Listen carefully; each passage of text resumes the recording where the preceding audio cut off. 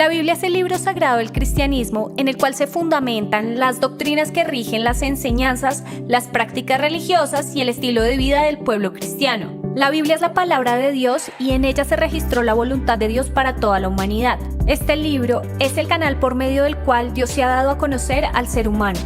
¿Sabías que la palabra de Dios es una colección de escritos desarrollados en el transcurso de 1100 años aproximadamente? Además, son un cuerpo de literatura singular.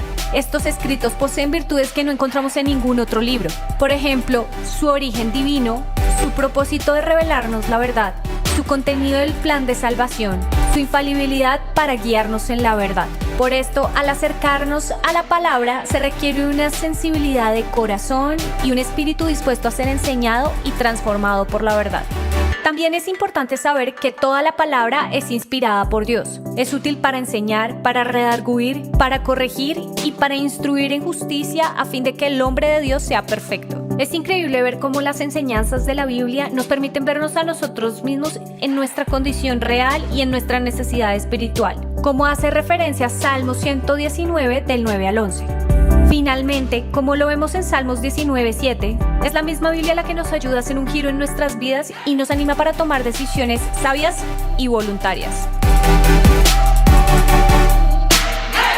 Para entender cómo está compuesta la Biblia, tenemos que entender primero el significado de la palabra testamento. Testamento es el sinónimo de pacto, y este hace referencia al pacto que Dios hizo con sus hijos. Partiendo de ahí, hablaremos de las dos partes en las que se encuentra dividida la Biblia: el Antiguo Testamento y el Nuevo Testamento. Desde ese punto, el Antiguo Testamento está basado en la ley que Dios le dio al pueblo por medio de Moisés, y el Nuevo Testamento está basado en el Evangelio de Jesucristo para todas las naciones de la tierra.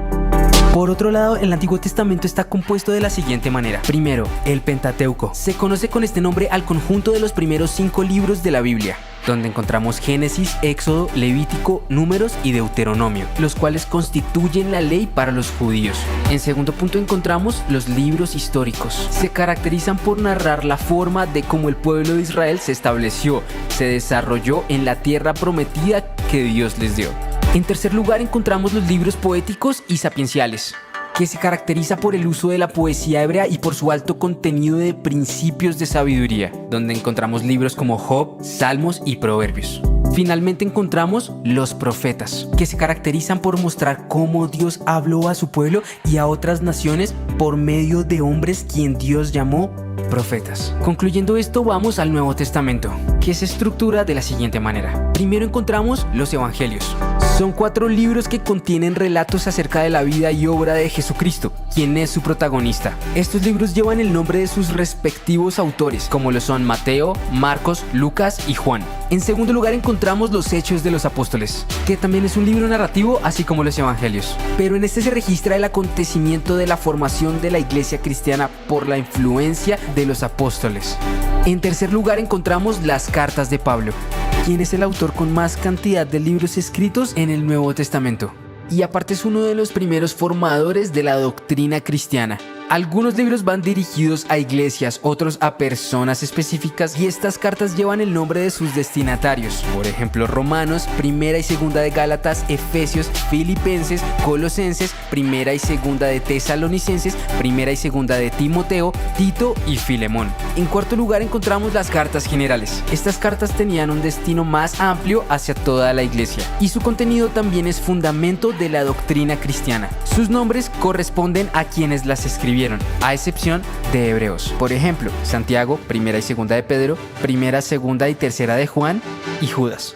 En último lugar encontramos el Apocalipsis. Este es un libro con características muy particulares. Su mensaje se encuentra inmerso en una serie de visiones, símbolos y figuras extrañas que lo asemejan con una película de misterio. Su nombre Apocalipsis significa revelación. Esta revelación es ni más ni menos que la de Jesucristo. Aquí Jesús es presentado en una forma mucho más gloriosa y divina que humana.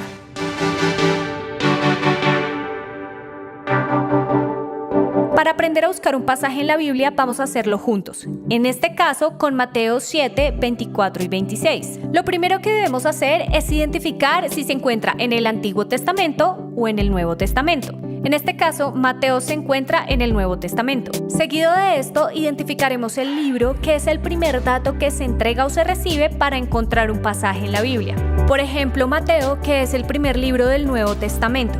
Ahora buscaremos el capítulo. Cada libro de la Biblia se encuentra dividido en capítulos. Estos normalmente se encuentran ubicados en su margen izquierda. Este es el segundo dato que se entrega o se recibe para encontrar un pasaje en la Biblia. Por ejemplo, Mateo capítulo 7. De últimas encontramos el versículo, y es importante saber que cada capítulo de los libros bíblicos se divide en versículos. Estos están enumerados con números más pequeños que los de los capítulos. Cuando estamos buscando diferentes versículos en un mismo capítulo, al citar el pasaje podemos identificar que los versículos están separados por comas, lo que quiere decir que se debe leer versículo por versículo. Pero también podemos identificar versículos separados por un guión. Esto indica que se debe leer desde el versículo anterior al guión hasta el versículo posterior al guión. Los versículos o el versículo es el último y tercer dato que se entrega o que recibimos para buscar un pasaje en la Biblia. Por ejemplo, en este caso vimos Mateo capítulo 7, versículo 24 y 26.